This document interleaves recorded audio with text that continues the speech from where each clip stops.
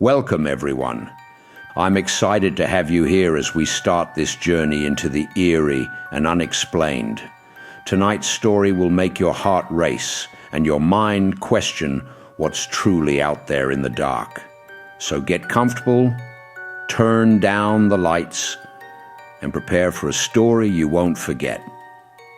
Our story begins in the quiet suburbs of Maple Hollow, where things always seem peaceful, at least on the surface.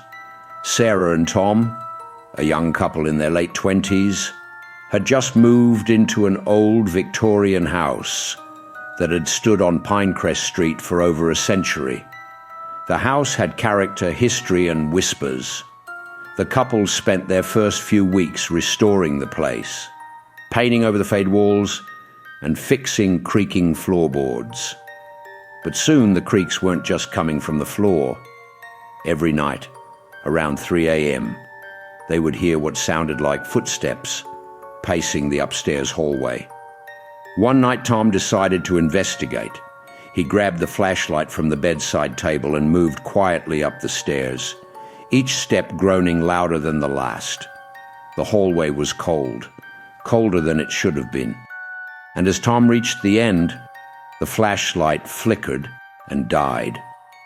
He felt a chill run down his spine when he heard it, a soft, breathy giggle that seemed to come from the guest room.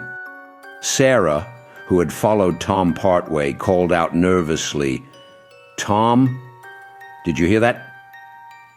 Before he could answer, the door to the guest room slowly creaked open by itself. The room was empty, save for an old rocking chair that hadn't been there before. It rocked gently back and forth, as if someone had just left it.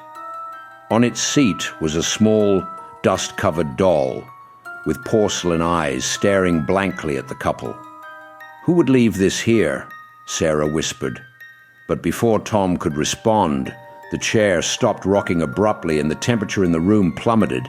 Suddenly, they heard the unmistakable sound of a woman's voice, softly singing a lullaby. The lyrics were old, from a song Sarah's grandmother used to sing, one she hadn't heard in decades. Terrified, they backed out of the room and shut the door. They decided not to return until the morning when the sun would be up. But that night, sleep wouldn't come. Every hour, the sound of the rocking chair creaking echoed through the house, accompanied by that eerie lullaby. Morning came, and with it, a resolve. They called in a local historian, Mrs. Calloway, who knew every tale Maple Hollow had to offer. When they mentioned the doll, her face paled. She explained that the house once belonged to a seamstress named Lillian, who lost her young daughter to a sudden illness. Consumed by grief, Lillian sewed dolls that she claimed held her daughter's spirit. Mrs. Calloway suggested they find a way to return the doll to Lillian's daughter's grave, believing it might bring peace. That evening, under the cover of twilight, Sarah and Tom took the doll to the old cemetery, guided by the historian. As they laid the doll on the grave, the air shifted, warm and calm. The lullaby played one last time, softly and lovingly, before fading away. That night, for the first time in weeks, the house was silent.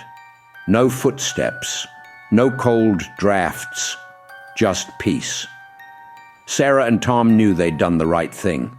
They restored the house, now a true home, without fear of the past lingering in its corners. And though the tale of Lillian and her daughter remained just that, a tale, it was one that no one on Pinecrest Street would forget. So next time you hear something strange in the night, remember, some spirits just want to be remembered, and sometimes they're closer than you think. Thank you so much for watching my first horror story.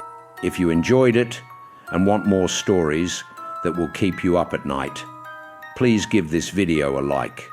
Don't forget to subscribe and turn on the notification bell so you'll be the first to know when I release a new tale. And if you enjoyed the story, Share it with your friends so they can join in on the scares. Thanks again, and until next time, stay curious, stay safe, and sweet dreams, if you dare.